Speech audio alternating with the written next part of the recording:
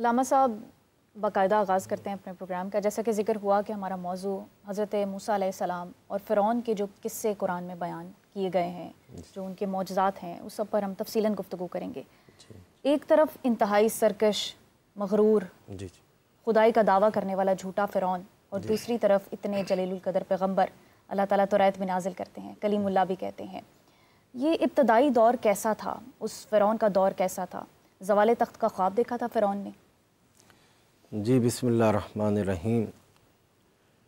اللہ تعالیٰ کا سب سے پہلے تو میں شکر ادا کروں گا کہ اس نے ہمیں یہ رحمتوں والا مہینہ نصیب فرمایا، اور یہ عشرہ رحمت ہے بے شک، اور اس کے اندر ذکر انبیاء جو ہے یہ بھی ہمارے لیے باعث عبادت ہے، جس طرح قرآن کو پڑھنا یہ سارا جو ہے تذکرہ قرآن ہی ہے۔ بالکل۔ اور قرآن مجید میں جو سب سے زیادہ تذکرہ وہ حضرت موسیٰ علیہ السلام کا سبحان ہے۔ اللہ۔ تو فرعون جو ہے اس نے جو خواب دیکھا تھا کہ ایک جو ہے بیت المقدس کی طرف سے آگ آ رہی ہے، اور میرے جو ہے جو قبیلہ ہے، قبطی قبیلہ جو اس کا تھا، وہ آ کر اس کو جلا دے گی۔ لیکن ساتھ میں یہ دیکھ رہا ہے کہ حضرت موسیٰ علیہ السلام تو ابھی نہیں آئے تھے، مگر جو ان کی قوم تھی بنی اسرائیل، اس کو کوئی آگ جو ہے نقصان نہیں دے رہی۔ تو اس نے اپنے خواب کی جب تعبیر پوچھی تو انہوں نے کہا کہ کاہن جو اس کے تھے، انہوں نے بتایا کہ ایک بچہ پیدا ہونے والا ہے، جو بچہ جو ہے وہ آئے گا اور تیری جو حکومت ہے اس کا خاتمہ کر دے گا، صحیح، تیرے نام کو جو ہے وہ مٹا دے گا، تیرا نام و نشان نہیں رہے گا۔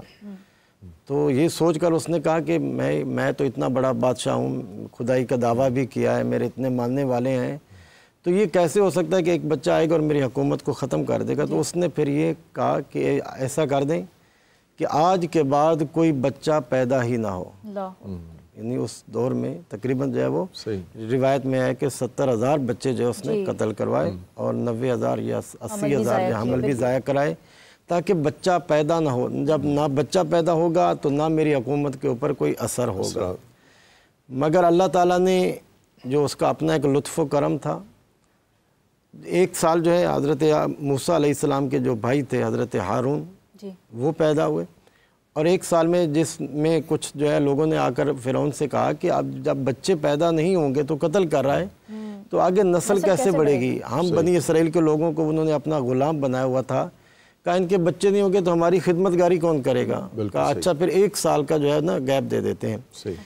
تو دوسرے سال میں، پہلے سال میں حضرت جو ہے وہ ہارون جو آپ کے جو بھائی تھے وہ پیدا ہوئے، دوسرے سال میں جناب موسیٰ علیہ السلام کو، حضرت موسیٰ علیہ السلام کی جو والدہ اللہ نے انہیں بشارت دی، مگر ان کے حمل کو ان لوگوں سے جو دائیں آتی تھی دکھنے کے لیے ان سے چھپایا گیا تھا تاکہ اس کا اظہار نہ ہو سکے۔ مگر اللہ کی طرف سے یہ بشارت آئی کہ آپ کو جو اللہ نے بچہ عطا کیا ہے، اس کو آپ کیا کریں، ایک صندوق کے اندر بند کر کے اور دریائے نیل کے حوالے کر دیں۔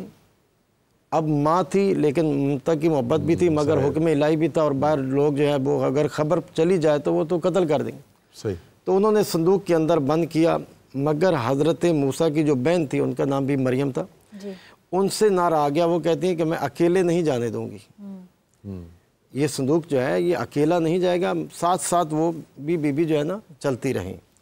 جب وہ دریائے نیل کے اندر موجوں کے حوالے انہوں نے صندوق کیا، مگر اس کا راستہ جو ہے وہ نہر کے ساتھ تھا، جس کے اوپر فرعون کا جو ہے وہ جو اس کی حکومت تھی اس کے اندر آ رہا تھا، اور اس کا تخت تھا۔ تو وہ وہاں پہ وہ بیٹھے ہوئے تھے نہر کے کنارے پہ، جناب آسیہ جو ان کی زوجہ تھی وہ، اور حضرت موسیٰ علیہ السلام کا جو صندوق آ رہا تھا، انہوں نے دیکھا، فرعون نے اور جناب آسیہ نے جب صندوق کو آتے ہوئے دیکھا، کہا کہ یہ کیسا صندوق ہے جو اس موج دریا میں پانی کے اوپر تیرتا آ رہا ہے۔ فرعون کی اپنی بھی کوئی اولاد نہیں تھی؟ جی اس کی وہ بے اولاد تھا۔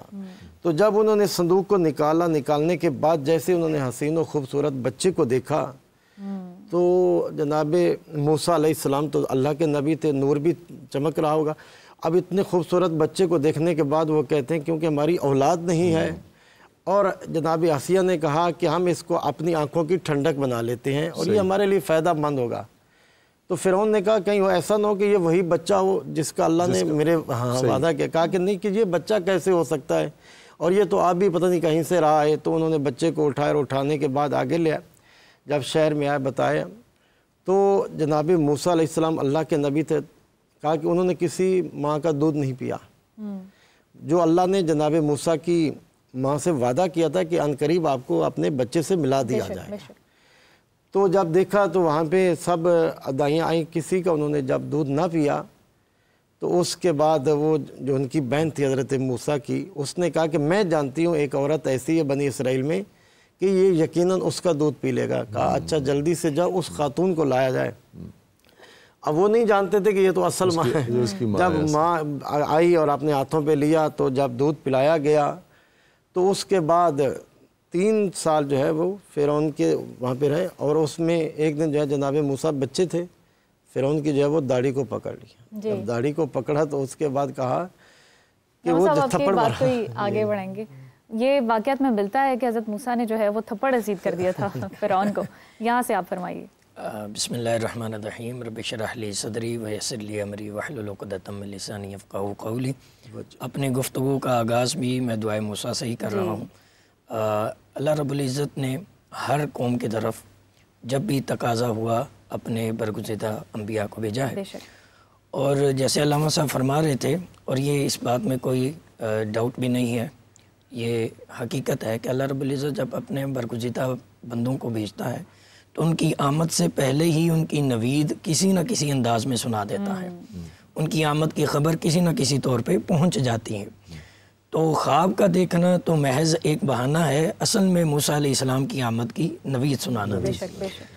تو جب آپ اس موقع پر دیکھتے ہیں کہ حضرت موسیٰ علیہ السلام کو اللہ رب العزت نے فرعون کے محل میں ہی پرورش دی، رب العالمین وہ ہے، سنبھالنے والا وہ ہے۔ تو ہم واقعات میں دیکھتے ہیں کہ فرعون کے ساتھ جو آپ کا رویہ تھا 3 سال کی عمر میں، وہ ایک ایسا رویہ تھا جس نے فرعون کو بھی تشویش میں مبتلا کر دیا۔ بعض روایات میں آتا ہے کہ داڑھی اس سختی کے ساتھ کھینچی کہ وہ سمجھا کہ یہ کوئی عام بچہ نہیں ہو سکتا۔ بعض روایات میں ہے کہ اتنی زور سے تھپڑ مارا کہ ایک 3 سال سے کے بچے سے یہ ایکسپیکٹ نہیں کیا جا سکتا۔ حافظ صاحب، جیسے کہ آپ نے بتایا کہ پہلے ایک نوید بھی سنائی گئی اور پھر اس کے بعد یہ تو خلاف عقل سی بات لگی کہ پھر موسیٰ کو اڈاپٹ بھی کر لیتے ہیں فرعون۔ دیکھیے پھر جب یہ داڑھی کھینچی اور پھر یہ محسوس ہوا کہ یہ 3 سال کا بچہ تو نہیں لگتا، یوں محسوس ہوتا ہے کہ اللہ رب العزت فرعون کی طرف ایک پیغام پہنچانا چاہ رہے تھے جس کو وہ ایکسیپٹ نہیں کرنا چاہ رہا تھا۔ اگر وہ ہدایت کو ایکسیپٹ کر لیتا تو نہ ہی بچے قتل کرواتا، نہ ہی حمل ضائع کرواتا، اور نہ ہی اس بات تک نوبت پہنچتی کہ وہی بچہ جو اس کے لیے ثابت ہونے والا ہے اس کے خلاف اس کو بچایا جاتا، اس کی پرورش کی جاتی۔ تو بہرطور جب موسیٰ علیہ السلام وہاں پر پرورش پا رہے ہیں تو روایات میں آتا ہے کہ آپ کے سامنے ایک پھول اور ایک کوئلہ رکھا گیا۔ اس نے کہا میں اس کو ٹیسٹ کروں گا کہ یہ عام بچہ ہے یا یہ وہی نبی ہے جس نے میری جو سلطنت ہے اس کا خاتمہ کرنا ہے۔ اب اس کے سامنے رکھا گیا۔ اب موسیٰ علیہ السلام چونکہ بچے تھے، اس کا خیال تھا کہ اگر یہ کوئی عام بچہ ہوا تو پھر یہ کوئلہ پکڑ لے گا، اور اگر یہ نبی ہوا تو یہ نقصان کی طرف نہیں جائے گا، یہ پھول کو پکڑے گا۔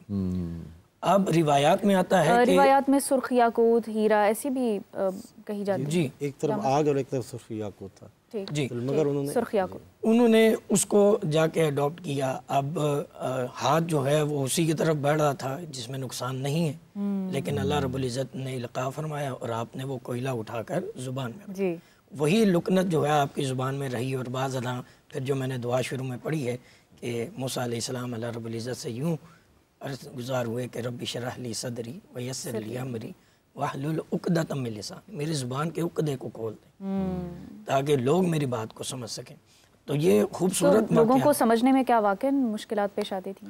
ایسا نہیں ہے کہ بات سمجھنے میں مشکل تھی، در حقیقت یہ ہے کہ جب اللہ رب العزت نے آپ کو علم نبوت سے سرفراز فرمایا اور آپ کو یہ منصب سنبھالنے کے لیے دیا گیا، تو تب اس کے بعد یہ اللہ کی بارگاہ میں فرعون کی سامنے پیش ہونے سے پہلے انہوں نے یہ دعا مانگی تاکہ وہ جو دعوت توحید وہ دینے جا رہے ہیں لوگ ان کو سمجھ سکیں، اس کو سمجھ سکیں۔ اسی سے حافظ صاحب آگے بھی بڑھیں گے، ہمیں جوائن